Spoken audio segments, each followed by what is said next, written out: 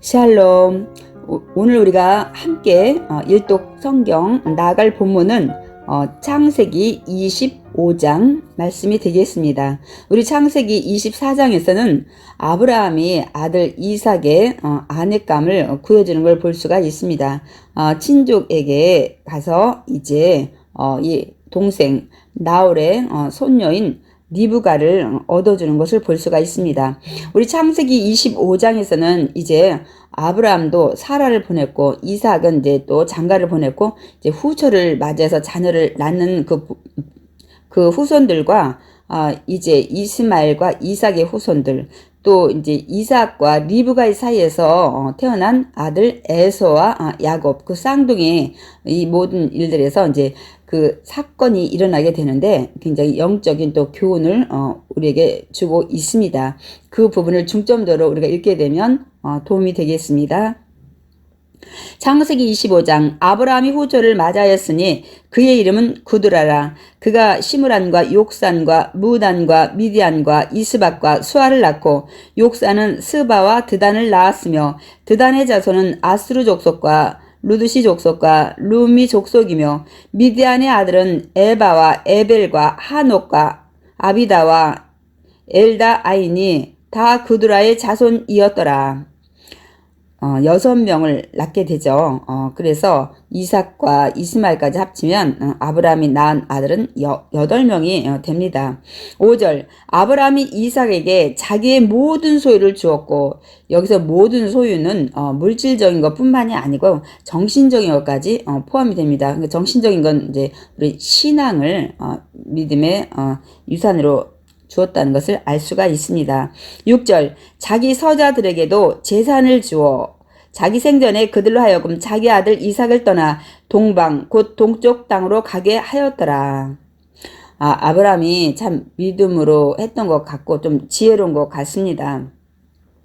비록 이제 후처를 맞이해서 자녀들을 많이 낳았지만 이미 이제 이스마엘은 떠나 보냈잖아요. 그래서 이삭이 가나안 땅에 여기에서 후손에게 주리라고 약속받은 아들이라는 것을 아브라함은 알고 혹시나 이 구드라를 통해서 난 아들들이 또 이삭을 괴롭히지 않을까, 이런 것들을 통해서 이제 그거를 정리하는 것을 볼 수가 있습니다. 근데 자기 서자들에게도 재산을 주어서 떠나겠다고 말씀하고 있습니다. 여기에서 재산은 이제 주어도 되고 안 줘도 되는 이런 선물이나 이런 혜택이라는 그런 뜻을 가지고 있습니다. 7절. 아브라함의 향년이 175세라. 아브라함이 살아간 날들, 그 살아온 날들이 175년이라는 것을 말씀하고 있습니다. 그의 나이가 높고 늙어서 기운이 다하여 죽어 자기 열조에게로 돌아가매. 그래서 이스라엘 사람들은 이제 열조에게 돌아간다고 얘기를 하겠습니다. 그래서 이 막벨라 굴을 사는데 보통 굴이 이중으로 되어 있다고 합니다. 앞에 부분에서는 시신을 한 3년 정도 썩혀가지고 이제 뼈만 돼 있을 때 그 안쪽에 이제 동굴 깊이 그 이제 겹겹이 쌓아놓게 된 것이 이스라엘의 그 매장 이런 의식이라고 합니다. 9절. 그의 아들들은 이삭과 이스마엘이 그를 마므레 앞 해족속 소알의 아들 에브론의 밭에 있는 막벨라 굴의 장사였으니, 이제 아브라함이 이제 세상을 떠나자 이스마엘도 이 장례치러 온 것 같습니다. 그래서 이삭과 이스마엘이 그 사라를 장사 지낼 때 샀던 막벨라 굴에다가 장사하는 것을 볼 수가 있습니다. 이것은 결국 하나님의 말씀대로, 그러니까 아브라함은 죽기까지 하나님의 말씀에 순종하고 이 땅에 뼈를 묻는 것을 볼 수가 있습니다. 10절. 이것은 아브라함이 헷 족속에서 산 밭이라. 아브라함과 그의 아내 사라가 거기 장사되니라. 11절. 아브라함이 죽은 후에 하나님이 그의 아들 이삭에게 복을 주셨고, 이게 굉장히 정말 축복입니다. 내 당대에 내가 잘 살았을지라도 내 자손이 정말 하나님을 떠난다든지 하나님의 축복을 받지 못한다면 또 이것처럼 또 불행한 것이 없습니다. 그런데 아들 이삭은 하나님이 이삭에게 복을 줬다는 것을 말씀하고 있습니다. 이삭은 이제 어디에서 살았냐면 부엘라 헤로이 근처에서 거주하였더라. 우리 창세기 16장에 보면 하갈이 헤맬 때 거기 하갈에게 나타나서 하나님 살피시는, 그래서 나를 살피시는 하나님이라는 뜻을 가진 그 부엘라 헤로이 근처에서 살았다고 말씀하고 있습니다. 12절부터 18절까지는 그 이스마엘의 후손들에 대해서 말씀하고 있습니다. 사라의 여종 애굽인 하갈이 아브라함에게 낳은 아들 이스마엘의 족보는 이러하고 이스마엘의 아들들의 이름은 그 이름과 그 세대대로 이와 같으니라. 이스마엘의 장자는 느바숏이요 그 다음은 게달과 압부엘과 밉삼과 미스마와 두마와 마사와 하닥과 데마와 여둘과 나비스와 게드마니, 이들은 이스마엘의 아들들이요 그 촌과 부락대로 된 이름이며 그 족속대로는 12 지도자들이었더라. 우리 창세기 16장과 창세기 21장에 보면 하나님께서 이제 하갈과 아브라함에게 많은 민족을 이루겠다고 말씀을 하신 것을 볼 수가 있습니다.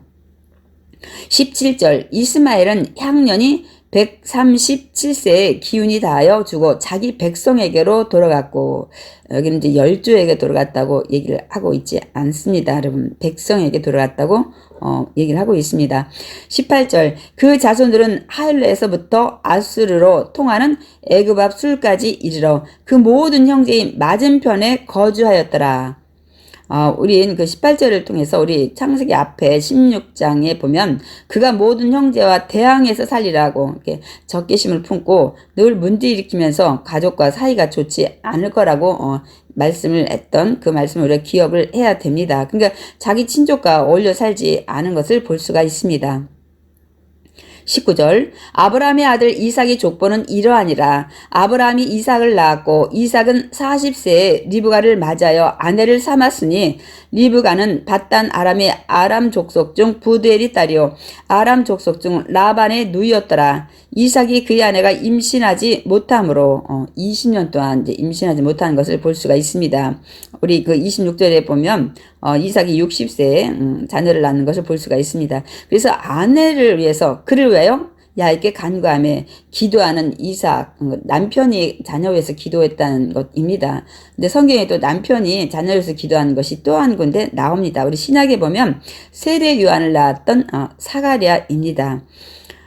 그를 왜 야곱께 간구하며 야곱께서 그의 간구를 들으셨으므로 그의 아내 리브가가 임신하였더니 그 아들들이 그의 태속에서 서로 싸우는지라 그가 이르되 이럴 경우에는 내가 어찌할꼬 하고 가서 야곱께 묻자온대.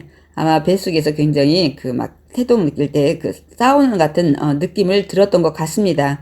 그래서 너무 그것이 심하니까 리브가가 하나님 앞에 기도했다고 말씀하고 있습니다. 그러니까 둘이 계속 이런 식으로 싸운다면 어찌 살까 이제 막 고민 가운데서 기도를 한 것입니다.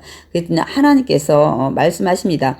23절, 야곱께서 그에게 이르시되 두 국민이 내 태중에 있구나. 두 민족이 내 복중에서부터 나누이리라. 이 족속이 저 족속보다 강하겠고 큰 자가 어린 자를 섬기리라 하셨더라. 그러니까 서로 이제 다툴 것이라는 것을 말씀하고 이제 이 족속 저 족속 이제 우리가 알다시피 에서와 야곱 쌍둥이가 낳게 되잖아요. 근데 큰 자가 어린 자를 섬기라. 나중에 나온 야곱을 이제 먼저 나온 에서가 섬기게 되는 것을 볼 수가 있습니다. 그러니까 하나님은 이미 앞날에 대해서 다 알고 계신 전지하신 분이십니다. 24절, 그 해산 기한이 찬즉 태에 쌍둥이가 있었는데 먼저 나온 자는 붉고 전신이 털옷 같아서 이름을 에서라 하였고 이게 막 손 같은데 털이 많았다고 하는 걸 우리 뒤에서 볼 수가 있습니다. 26절, 후에 나온 아우는 손으로 에서의 발꿈치를 잡았으므로 그 이름을 야곱이라 하였으며, 그러니까 우리가 야곱이 발꿈치 잡고 나왔다는 뜻도 있지만 이제 뭐 약삭 바른 자, 뭐 사기꾼 이런 뜻들을 가지고 또 있는 것을 볼 수가 있습니다. 리브가가 그 아들을 낳을 때 이삭이 60세였더라. 20년 만에 이 자녀를 쌍둥이를 낳는 걸 볼 수 있습니다. 아버지 아브라함도 25년 만에 이삭을 낳게 됐는데 정말 이 믿음의 후손들이 이끌어 가는데 참 많은 어려움이 있는 것 같습니다. 이때 여러분 아브라함은 살아 있을까요? 있었을까요, 여러분?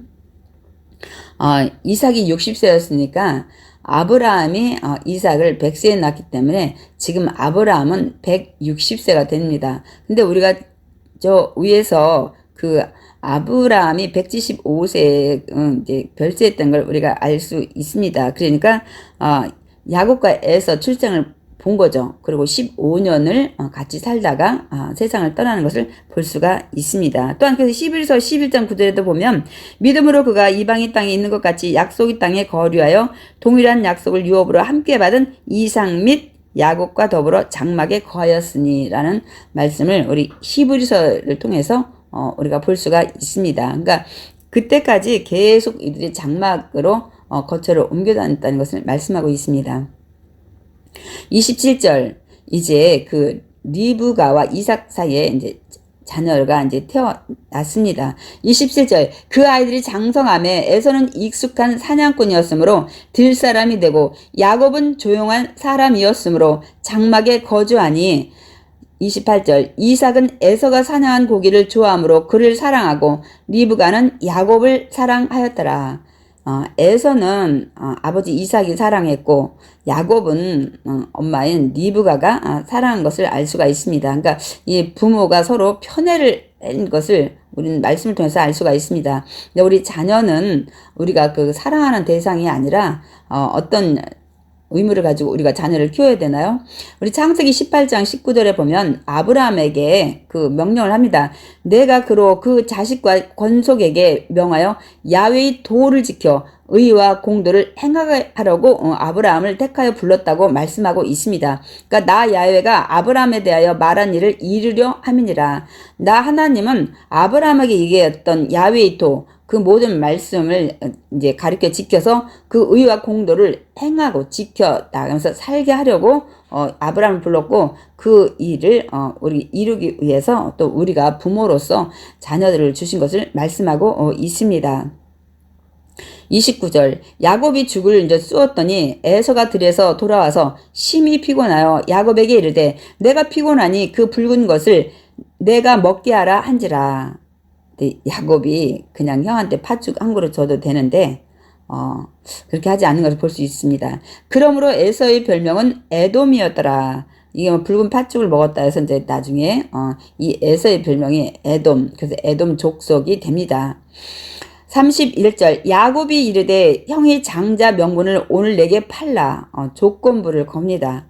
우린 여기서 이제 볼 때 이 야곱이 이 장자의 명분이 얼마나 소중한 것인지를 이제 알고 있었던 것 같아요.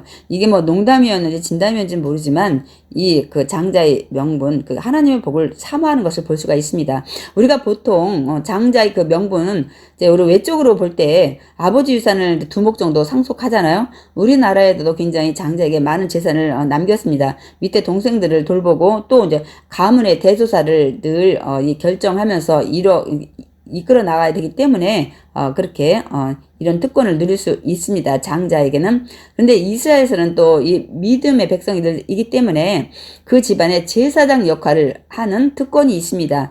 그래도 영적인 그 축복이 또 후계자가 대부분 이 장남이 됩니다. 그런데 이제 성경에는 이제 뒤바뀐 부분들이 여러 군데 나오게 되죠. 그래서 믿음으로 하나님께서 영적인 후계자는 하나님께서 지정하시는 것 같습니다. 그래서 오늘 이제 우리 이 뒤에 읽을 부분은 이제 굉장히 중요한데요.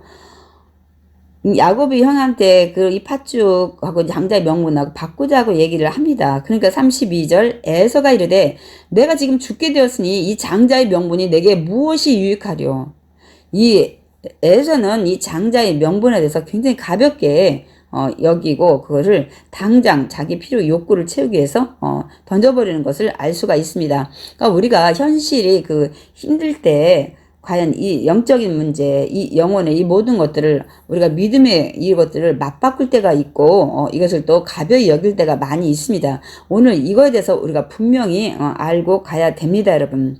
그래서 33절, 야곱이 이르되 오늘 내게 맹세하라. 에서가 맹세하고 이제 뭐 그 가진 거 뭐 별것도 아닌데 뭐 주지 뭐 이렇게 얘기를 하니까 그럼 이제 이때 야곱은 이제 달려들어서 맹세를 받아냅니다. 장자의 명분을 야곱에게 그래서 이제 판지라 맹세하고 이제 이 장자의 명분을 네가 가져라 하고 맹세까지 하게 된 것입니다.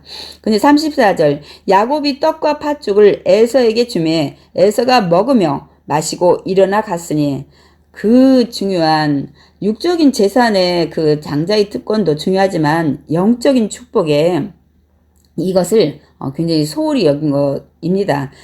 그래서 에서가 장자의 명분을 가볍게 여김이었더라 라고 말씀을 이제 하고 있는데요. 이 그 원어에는 그가 그 영혼을 경홀히 여겼다는 이런 뜻을 나타내고 있습니다.